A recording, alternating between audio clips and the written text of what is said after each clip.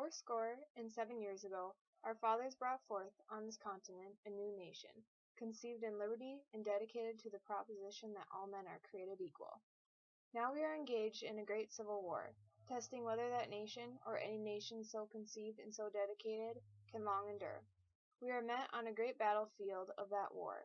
We have come to dedicate a portion of that field as a final resting place for those who have gave their lives that that nation might live. It is altogether fitting and proper that we should do this.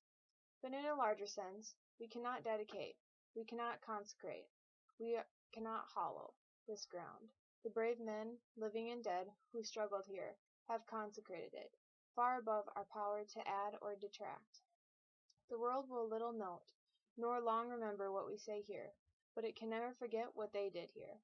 It is for us, the living, rather, to be dedicated here to the unfinished work, which they have fought here, have thus far so nobly advanced. It is rather for us to be here dedicated to the great task remaining before us, that from these honored dead we take increased devotion to that cause for which they have gave the last final measure of devotion, that we here highly resolve that these dead shall not have died in vain, that this nation, under God, shall have a new birth of freedom, and that the government of the people, by the people, for the people, shall not perish from the earth.